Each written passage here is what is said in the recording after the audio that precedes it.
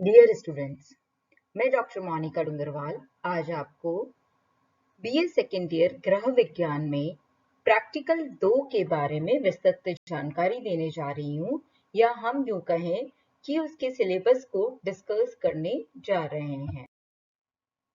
गृह विज्ञान में जो प्रैक्टिकल 2 है वह बेस्ड है meal management and preparation of audio visual aid पे।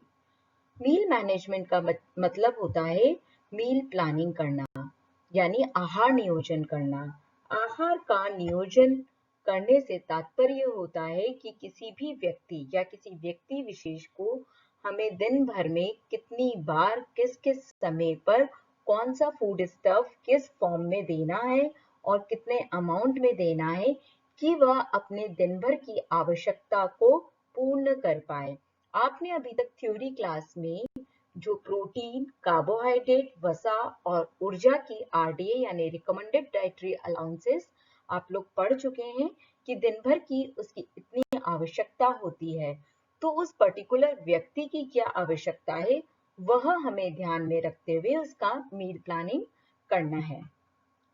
दूसरी चीज है यहाँ पर preparation of audio visual add, यानी कि दृश्य श्रव्य साधनों को बनाना है। दृश्य श्रव्य साधन वह चीज होती है जिसके द्वारा किसी कम्युनिटी या समुदाय में हम लोगों को जागरूक कर सकते हैं। उस जागरूकता के लिए हमें ये साधन बनाने होते हैं, जिसे इंग्लिश में ऑडियो विजुअल एड्स कहा जाता है। और अभी आगे जब मैं और समझाऊंगी तो आपको पता चलेगा कि वो कौन कौन से साधन होते हैं। हमें कोई भी मैसेज किसी भी कम्युनिटी में देना है तो इसके थ्रू वह मैसेज जो होता है बहुत आराम से हम लोगों में दे पाते हैं, और लोग जो होते हैं वह इस मैसेज को बहुत आराम से ले पाते हैं। दूसरी बात यह है बच्चों यहाँ पे कि आपको इस प्रैक्टिकल के लिए एक प्रैक्टिकल फाइल बनानी है। सिंपल जो बाजार में प्रैक्टिकल फाइल मिलती है वह आपको यूज करनी है। और सबसे पहले आपको इस प्रैक्टिकल का सिलेबस उसके अंदर उतारना है, जिसकी कि आज हम बात कर रहे हैं। अब हम आते हैं डिटेल जो है इस प्रैक्टिकल के अंदर कि क्या हमें करना है एग्जैक्टली इस प्रैक्टिकल में। इस स्लाइड में हम सबसे पहले फर्स्ट पॉइंट की बात कर रहे हैं, जो कि है planning of meals for different age, sex, income groups, pregnant and lactating mother. Planning of meals का मतलब हुआ आहार नियोजन। आहार नियोजन जो होता है बच्चों, वह हमें किसी व्यक्ति विशेष के लिए दिन भर का करना पड़ता है, और अगर हम फैमिली का कर रहे हैं तो 7 दिनों का करते हैं। आहार नियोजन को डिटेल में जब सिलेबस कंप्लीट हो जाएगा, तो जब फर्स्ट टॉपिक हम करेंगे उस समय और डिटेल में समझाऊंगी।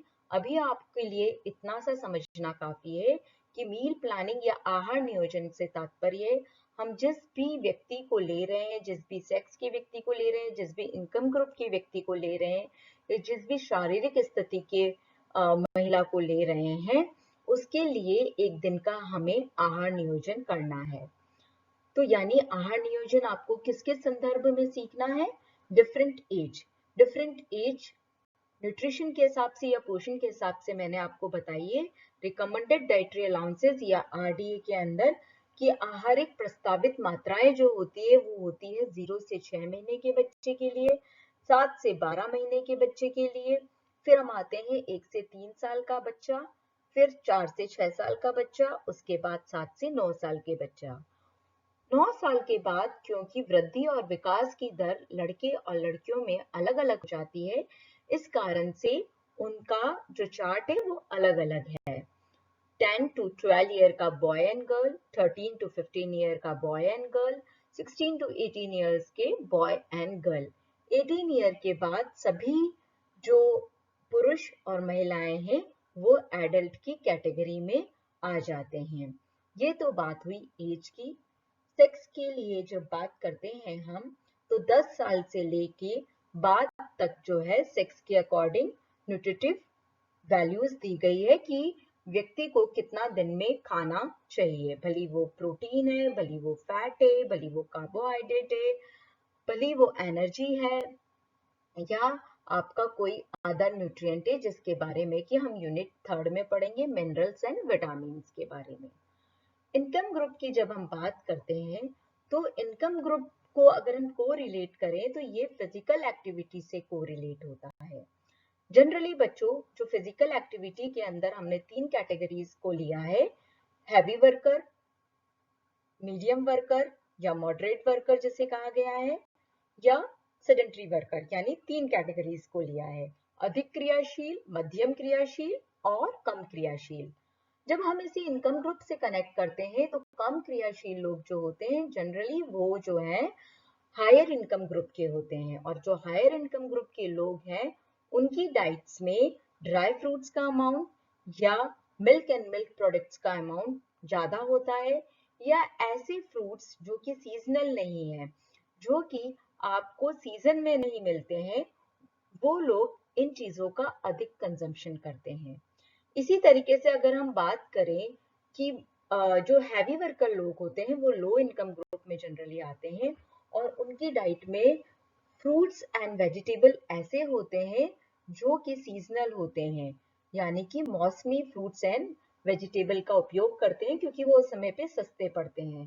साथ में उनकी डाइट में ड्राई फ्रूट्स के नाम पे जनरली वो लोग मूंगफली और तिल, इन चीजों का ज्यादा प्रयोग करते हैं, उनको भी वो गुड़ वगैरह में मिला के बनाते हैं। साथ में मिल्क एंड मिल्क प्रोडक्ट्स के अंदर उनकी डाइट में छाछ है या दूध है या दही का कंजम्पशन ज्यादा होता है बजाय कि पनीर, चीज, बटर वगैरह के कंपैरिजन में।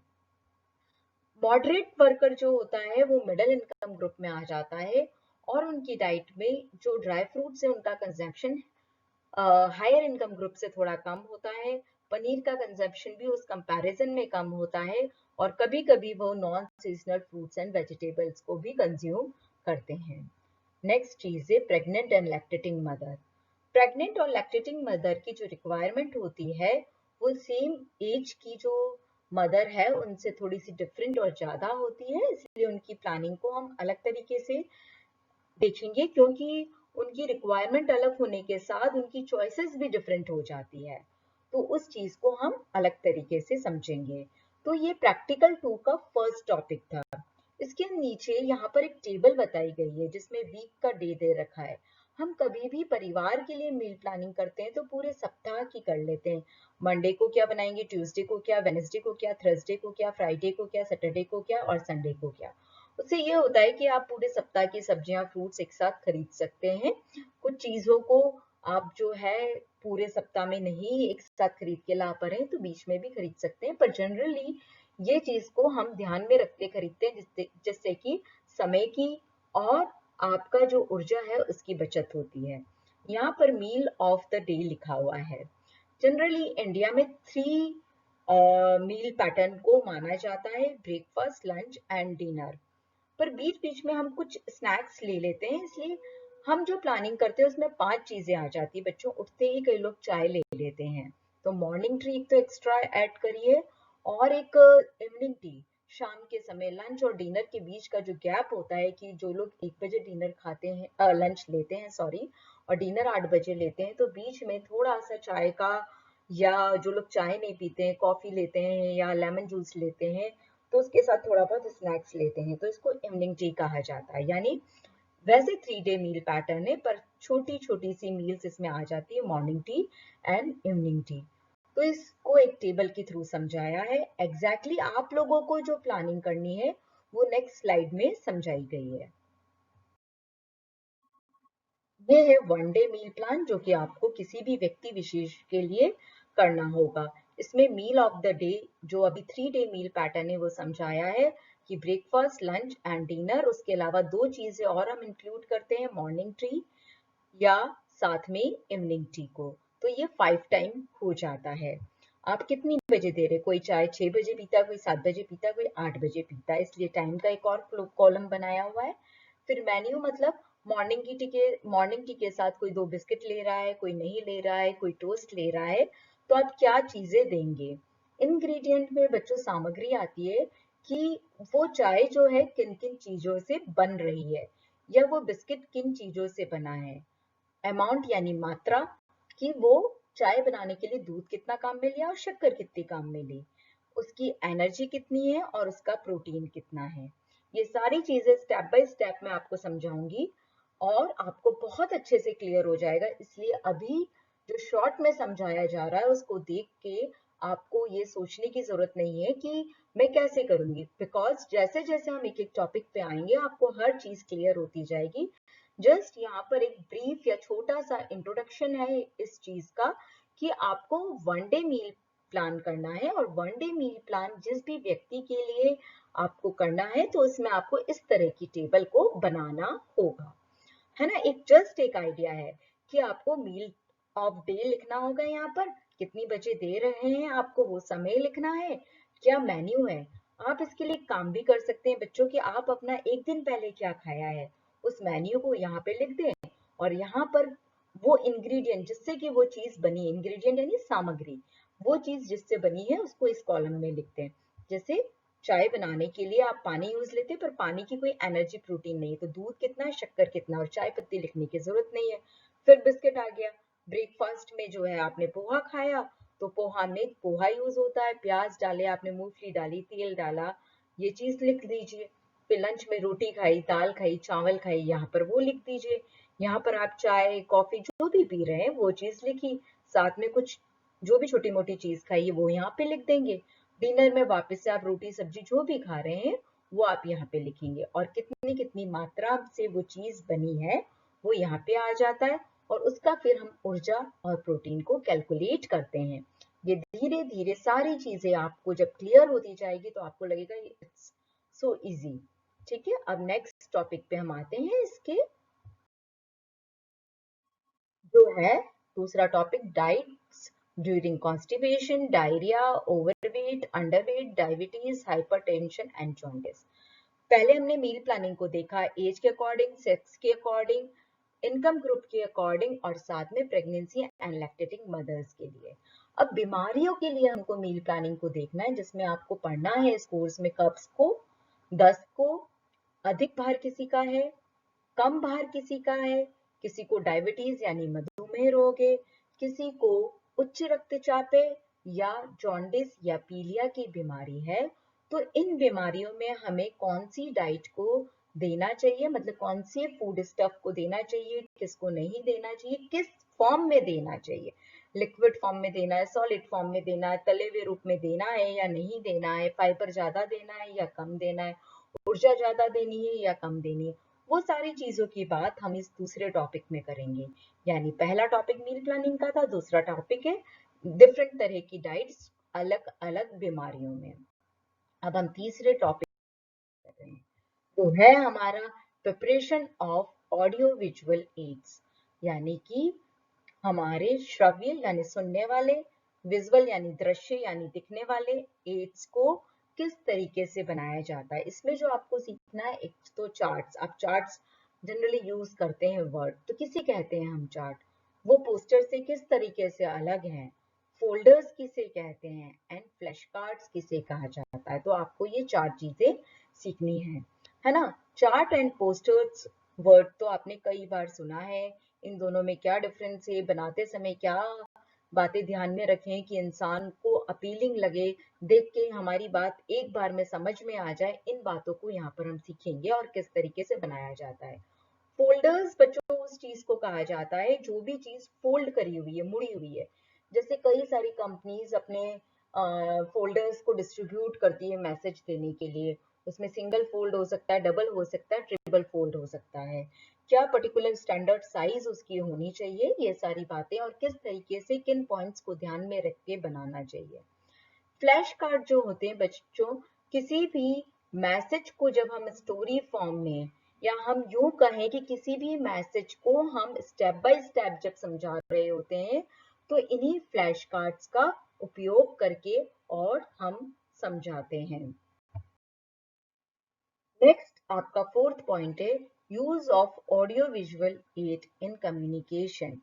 संचार में हम इन ऑडियो विजुअल एड का, दृश्य और श्रव्य साधनों का उपयोग किस तरीके से करते हैं, हमारा जो मैसेज देना है उसको हम किस तरीके से देंगे, यहाँ पर उन चीजों की बात की जाएगी।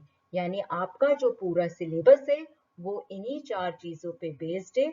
और इसको पूरा मैंने इस स्लाइड पे आपको बताया है कि जो प्रैक्टिकल 2 है meal management and preparation of audio visual aid का, वो आपके इन 4 पॉइंट्स पे बेस्ड है। एक ये planning of meal for different age, sex, income groups, pregnant and lactating mother, diets during constipation, diarrhoea, overweight, underweight, diabetes, hypertension and jaundice. Third point है preparation of audio visual aids, जिसमें charts, posters, folders and flash card. Fourth one है आपका use of audio visual aid in communication.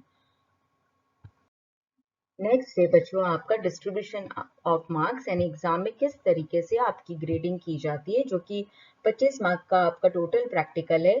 तो इसमें first point है sessional and files. जो आप साल भर काम करते हैं रेगुलर टाइम पे, और फाइल जो आप बनाएंगे उसके 8 नंबर होते हैं।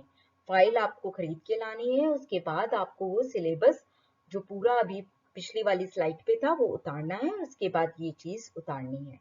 ये है मील प्लानिंग। मील प्लानिंग जो एग्जाम में करोगे, जिसको कि मैं आपको पूरे साल भर समझाऊंगी, वो 10 नंबर की होगी। नेक्स्ट है preparation and presentation of audio visual ads.